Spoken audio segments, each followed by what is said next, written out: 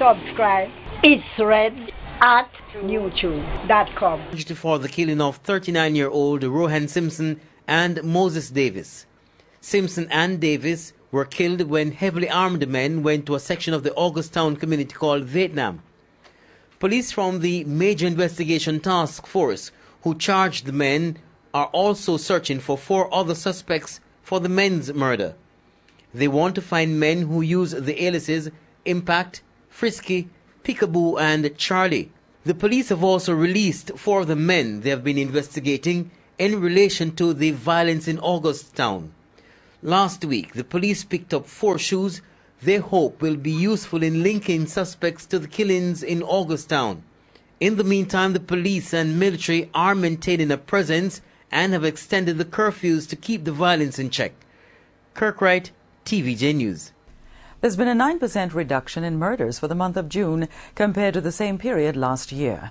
This was revealed last night by the Police High Command, days after the opposition raised concern about a 6% increase in murders since January. More from Karen Madden-James.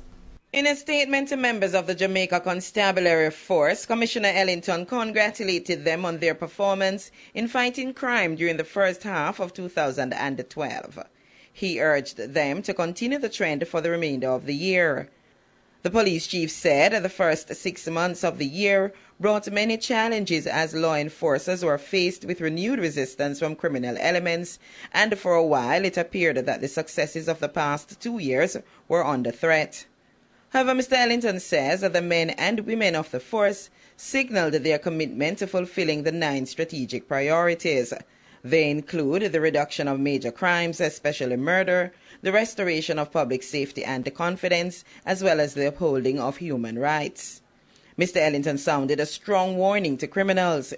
He said the police are determined to have a safe and a peaceful country where citizens can live in confidence and without fear. At the same time, he said policemen and women should be alert and vigilant at all times and continue to act with the highest level of professionalism. On the weekend, the High Command warned personnel who work and live in the St. Catherine divisions to be on the alert for imminent attacks from criminal elements. It said the threat is particularly against the sergeant and constable attached to the Spanish Town Police Station, but advised all members to take measures to protect themselves and their families. Karen Madden-James, TVJ News.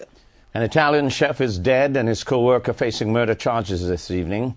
The killing resulted from a dispute between the two at the restaurant where they both worked in St. Andrew. Andre Jebinson has more. The co-workers of the 40-year-old chef thought they had done enough to quell the argument between him and his alleged attacker. As it turned out, they were wrong. The Italian chef Paolo Agliano, who lived on Shortwood Road, was stabbed to death during an altercation at a restaurant at Market Place on Constant Spring Road in St. Andrew. Reports are that Mr. Agliano was on duty in the kitchen at the eatery when he was accidentally splashed with hot oil by a female Jamaican chef. The two reportedly had an altercation. Co-workers stepped in and tempers temporarily cooled. The argument again picked up, and that is when the woman allegedly used a knife to stab Mr. Agliano. He died on the spot. A senior investigator told our news center that police are now making arrangements for the 23-year-old woman to be questioned in the presence of an attorney. He says she will be charged after she has been interrogated. Andre Jebinson, TVJ News. The family of a teenager from Bucks Common or Sewell Crescent in Clarendon, who was featured recently on the parish's Persons of Interest list, is raising concerns. They say the teenager has not been living in the area for some time and is among many in the area who they claim are being targeted by the police. Alton Davis reports. 0.75% was the bond. At a quarterly crime forum aimed at updating the public of its progress, the Clarendon Police published a list of names of men living in the division as persons of interest.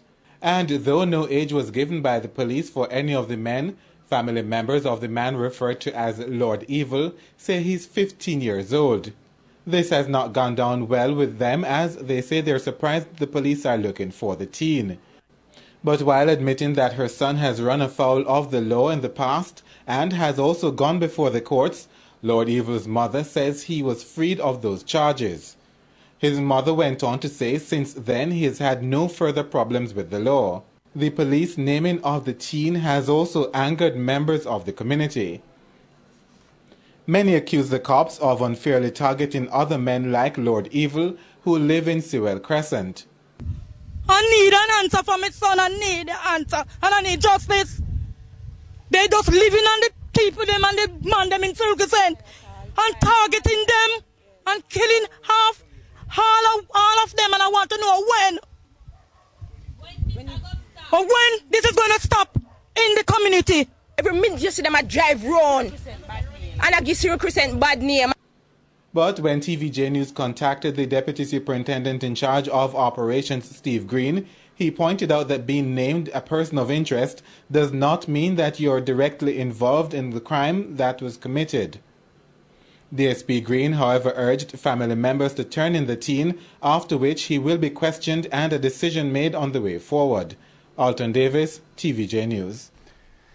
A serious breach of security at the Metcalfe Street Juvenile Facility this evening as officials continue to search for a 15-year-old boy who escaped from the facility. Nadine McLeod reports. Lieutenant Colonel Sean Prendergast told our news centre that while officials search for the boy, they are also conducting an investigation into the security breach.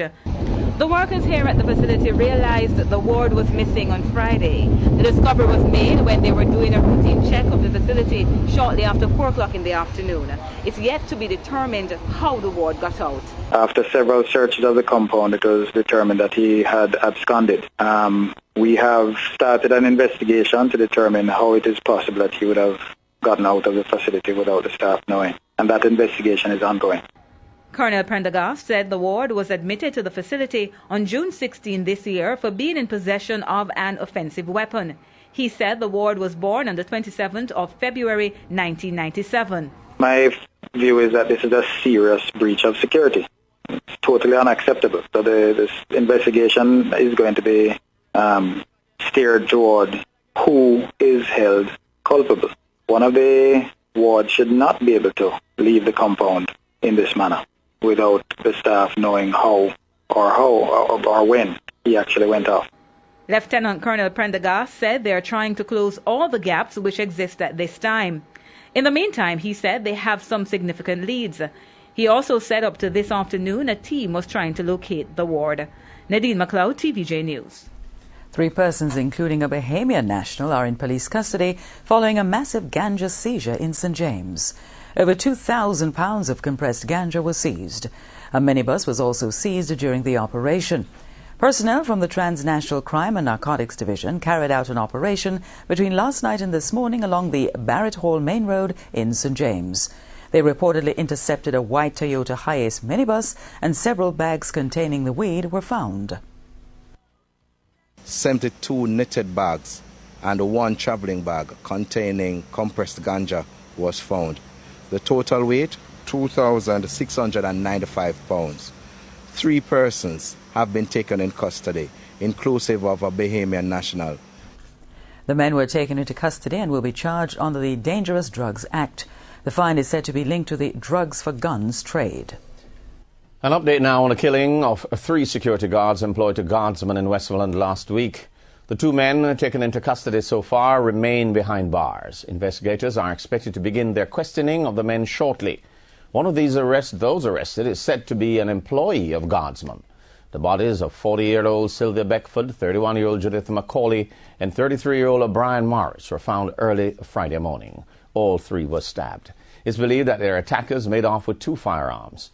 Guardsmen officials and investigators are trying to determine whether other guns were stolen. A burnt-out bus that was driven by the male security officer was found abandoned in a cane field in Grange Hill, Westmoreland.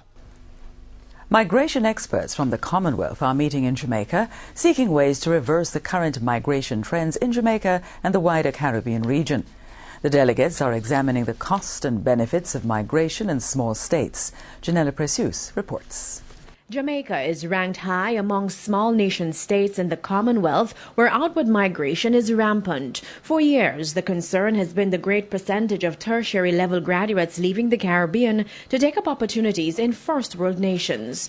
For example, in Grenada, where migrants leaving Grenada had 85% of those had tertiary qualifications, 85% of those from Jamaica, 79% from Trinidad and Tobago, 76% from Samoa, 75% from Tonga, Antigua and Barbuda, 67%, Belize, 65%, Dominica, 64%, a very, very high proportion of skilled immigration. But despite the brain drain concerns, there is a view that much can be derived from migration if governments create policies to capture the benefit while minimizing the downsides. In Jamaica, for example, remittance inflows averaged almost $2 billion annually in the last 4 years, which is why the state minister in the Ministry of Foreign Affairs, Arnaldo Brown, says this has sparked a discussion on the potential contribution the diaspora can make to Jamaica's current debt challenges.